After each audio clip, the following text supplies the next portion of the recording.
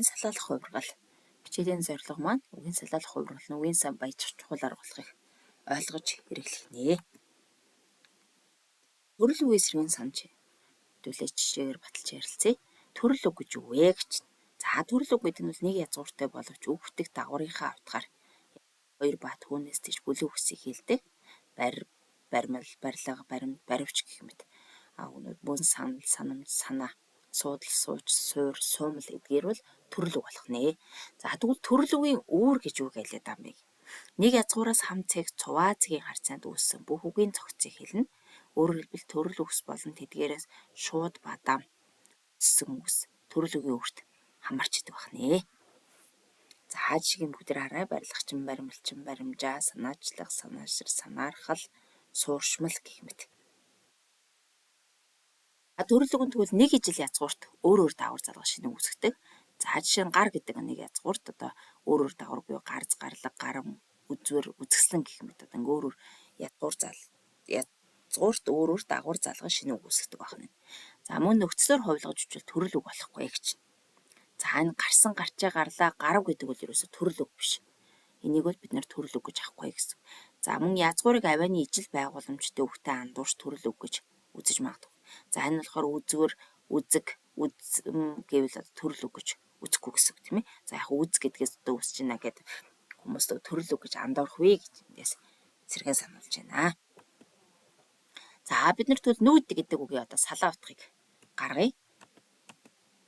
Мэдээж ханы нүд, өвдөний нүд, ширээний нүд тийм ээ. За толгой гэхээр ханы толгой, өвсний толгой, уулын толгой гэх мэтээр ингэж үг маань салаалж болдог байна. Нүд гэдэг бол үндсэн утга маань энэ үндсэн утга маань салаалаад өөр зүйлийг заад нэрсэн байна гэсэн. За толгой бол хүн амьтны толгой. За энэ бас мөн уулын толгой, өвсний толгой, ханы толгой гэдэг өөр утгыг салаалan зааж нэрлэжээ. За үндсэн утгаа алдаад үгийн сангийн шинэ утга үүсгэж байгааг жишээ гэдүүлээд харъя. За гахай. За энэ гахай гэдэг бол нөгөө наймаачдын 8-нд авахд хэрэгэлдэг ачаа бараг хэлдэг болсон байна. За далай гэхээр далай лам гих мэтэр их усыг нэрлэхээс гадна бас гигантэн далай хөштэй утгаас хуучирсан тийм ээ. За ингэж бас хэрэгэлдэг байна. Тэгэхээр энэ нөгөө өөрийнхөө үндсэн утгаа алдаа шинэ үг үүсгэх утга энд харагдчих байна. За үгийн салаалах хувиргал нь үгийн сан баяжих чухал арга байдаг. За яаж үгийн сан баяждгийг биеийг салаалах аргаар төрөл үг үүсдэг. Нэр ба үлийн хилцэн хувирлаар хувирдаг. Үгийн утга салаалах, шилжих, өрмөц хэлцэд утга шилжих, этгээд үг үүсгэх, үгийг цээрлэн нэрх зэргээр үгийн сан баяжж идэг. За үг салаалан хувиргах аргуудыг хэдүүлээ ярилцъя. За төрөл үг үүсгэгч. За захиа, загтал, захирамж гэх мэт. Нэр ба үлийн үгийг хилцэн хувилаар хувилах гэхээр дэвтрийн, дэвтрийг, дэвтрээр. За үгийн сан үгийн утга салаалах шилжих гэхээр гар хадуур, за компьютерийн гар, уран гар гэх мэтэр ингэж үгийн утга маань шилжиж салаасан байна. Өрмөц хэлцэд утга шилжих гэхээр гар гэдэг маань гараа гаргах тийм ээ. Гар сунгах гэх мэт. Этгээд үг үүсгэх гэхээр саад болох гэдэг маань шаврын алт бүтэхгүй хэрэг будаа олгох гэх мэт. Үнүүд маань олж болно. Үгийг цээрлэн нэрлэх гэдэг бол могоо гэдэг бид нар утгархой усын амьтан хайрхан гэж нэрлэдэг. За ингэж бас үгийг салаалуулж үгийн сан баяждаг байна. За этгээд үг хэллэг болоод цээрлэх ёсны гэж юу юм бэ?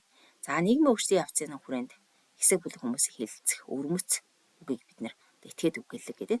За гуйлах гэдэг бол мөнгөө хувааж гаргахыг бид нэр хэлдэг тийм ээ. Голруулах гэхээр хүний юм аваад өгөх хэлнэ.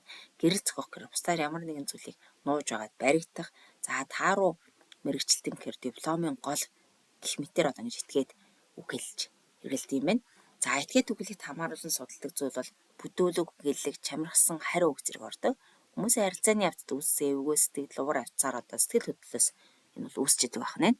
За цээрлэх ёс гэж юу юм бэ гэхээр бодит ертөнцийн үзэгдлийг шууд нэрлэхээс татгалзаад найруулан төрсөлж өгдөг. За чон гэдэг бид нэр хээрийн амьтан сундаг саарл гэж хэлдэг тийм ээ. Могоог бол усын амьтан мушгаа хайрхан гэдэг. За баавгаг бол ой эзэн майг бур. За кор өвшнгөл улаан бурхан гэж ингэж цээрлжэлдэг байна. Монголчууд эртнээс хойш муухай бэлэг тэмэрлэгүй үг гэлэг хараалыг цээрлэн ерөөлөөр сольж хийдэг боломжтой байсан. За жишээ нь алтаар урс буйнаа нэм насаа нэм буйнаараа бол гэх мэтэр ингэж уулга алддаг гэсэн тийм ээ. За сүүлийн үед бол улс төрийн холбогдлолтой хэлц үгийн шинжтэй этгээд үг одоо хэвлэл мэдээллийн хэрэгсэлд олонтоо үзэгдэх болсон. За энэ жалгад овны үзэл сонгуулийн балсаар шүгэл үлээх, мессеж хаях, мянгуужингийн зам хотоодоор санал өгөх гэх мэтэр ийм үе бас үүсэж байна. Үгийн утга салаалах аргуудыг тэгвэл хэзүүлээд өгнө. Утга салаалт юм байна. Хоёрт нь үгийн утга салаалах шилждэг юм байна. За этгээд үг хэлэх цээрлэх ёсноос одоо үгийн утга маань өөр үгийн утга салаалж үүсдэг юм байна. За эдгээр нь тэгвэл үгийн утга салаалах арга хэрэглүүр болж үгийн сангийг одоо сайн баяжж байдаг гэсэн. За салаалах ургал хэдүүлээ ихтэй юг анхаарах вэ? За нэгтэн төрөл үгийг танина. Салаа утгатай үгийг танина. Этгээд үг болон цээрлэх ёсыг танина.